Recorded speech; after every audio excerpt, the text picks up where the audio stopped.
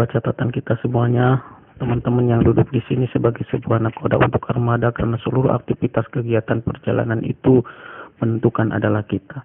Maka teman-teman ini mendapat amanah yang besar, ini yang paling penting. Maka amanah itu menjadi sebuah tanggung jawab dan menjadi sebuah beban yang berat untuk kita semua. Bagaimana kita bisa melaksanakan tugas dan tanggung jawab itu dengan baik. Tapi insya Allah dan mudah-mudahan dengan kebersamaan seluruhnya akan menjadi mudah. Yang berat akan menjadi ringan.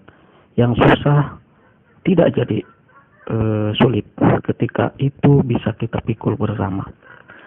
Hal lain yang menjadi perhatian jika diandalkan seperti ini, kita itu diibaratkan di kendaraan sebuah mobil. Mobil itu ada rodanya.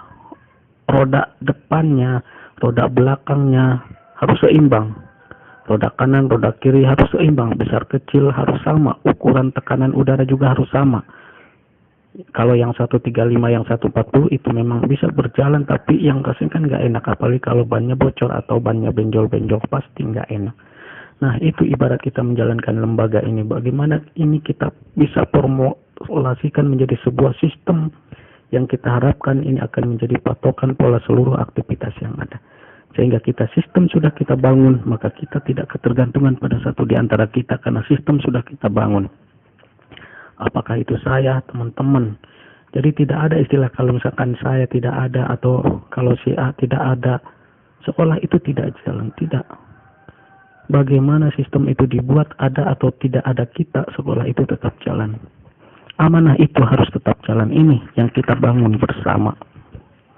Sehingga kita yang membutuhkan sekolah. Untuk apa? Untuk pengabdian kita, untuk berkarya di situ. Maka ini menjadi catatan penting. Yang kedua, catatan penting kita bahwa kita harus menyatukan frekuensi kita. Kenapa? Ketika kita bekerja tidak satu gelombang, tidak satu irama, ini rasanya nggak enak. Apapun itu jika nggak sama nggak enak. Radio, TV, lalu apa? Kalau nggak sama nggak enak.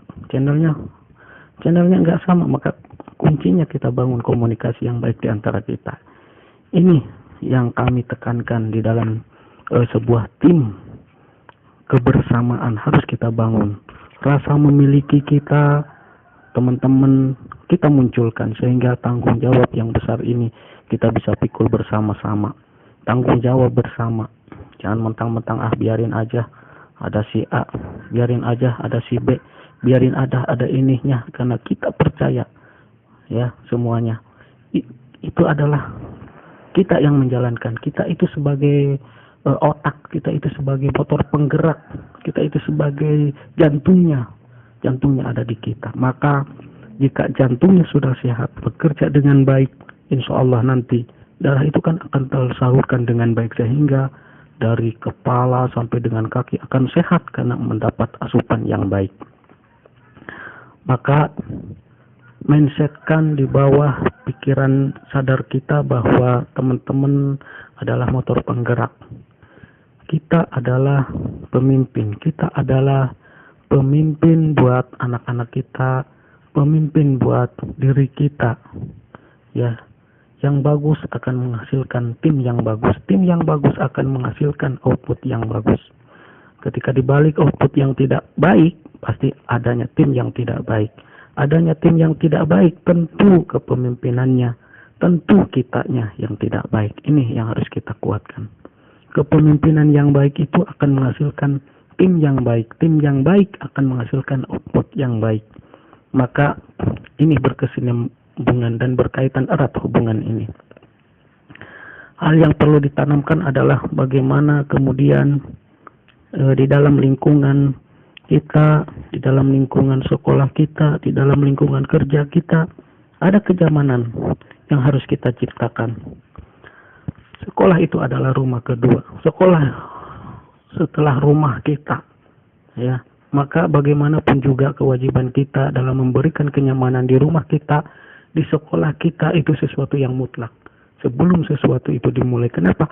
Karena kunci daripada orang bekerja, kunci daripada anak-anak sekolah itu bisa maksimal sebuah kenyamanan.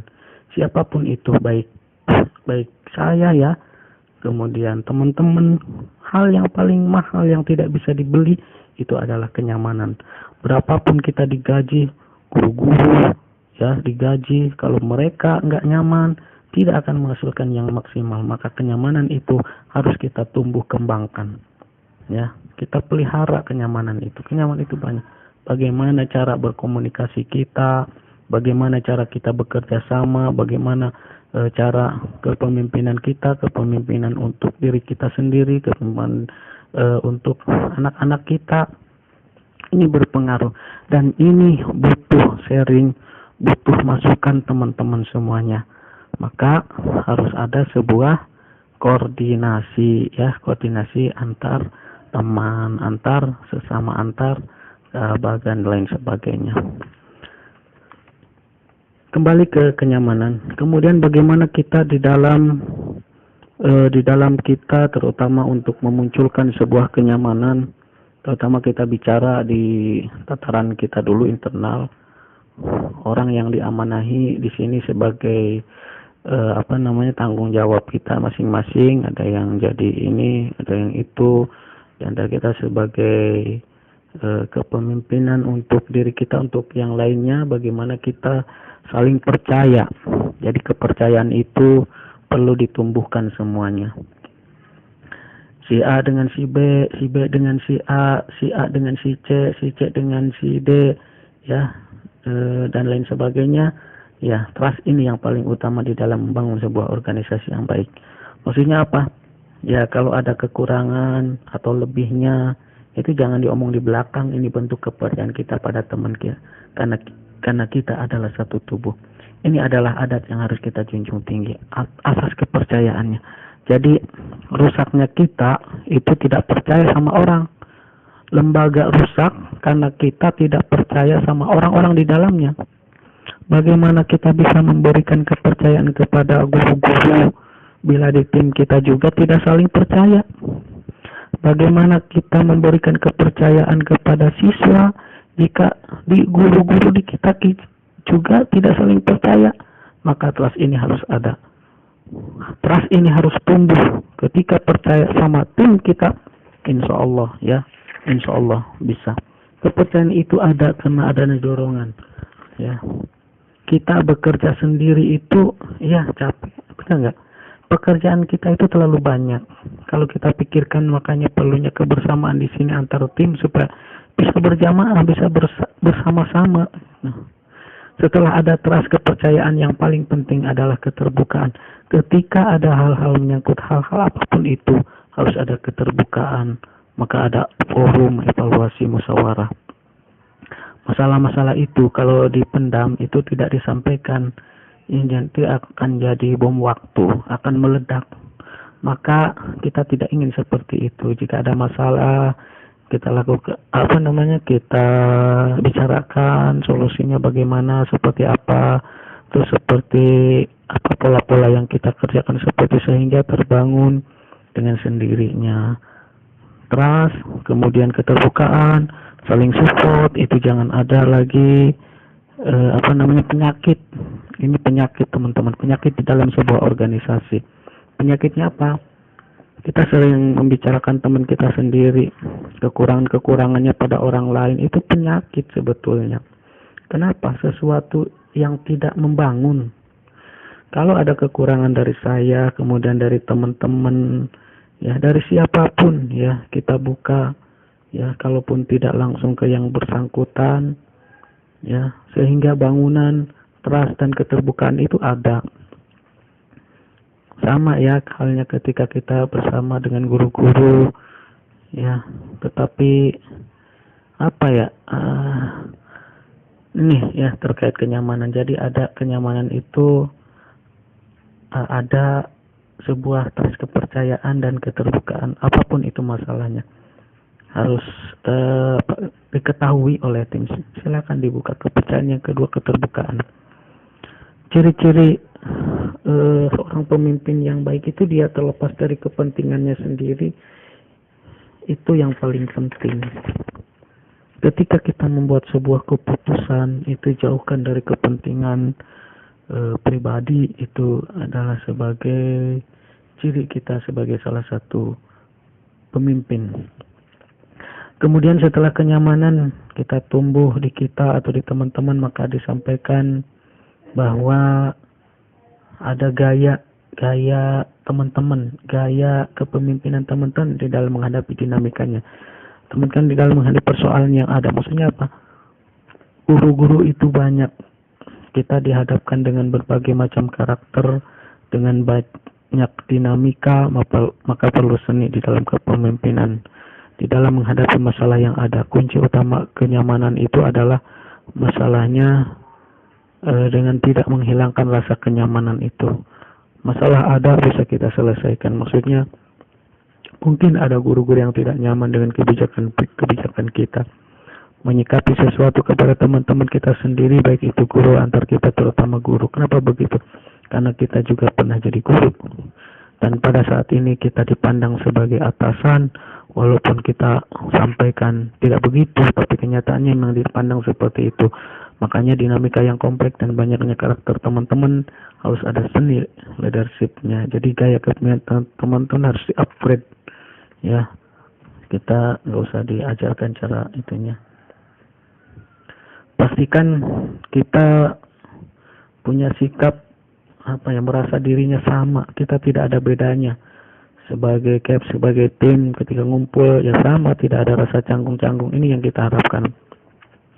Tumbuhkan rasa persaudaraan, tetapi pada saat rapat, pada hal-hal tertentu itu harus profesional. Ini yang harus kita tumbuh kembangkan.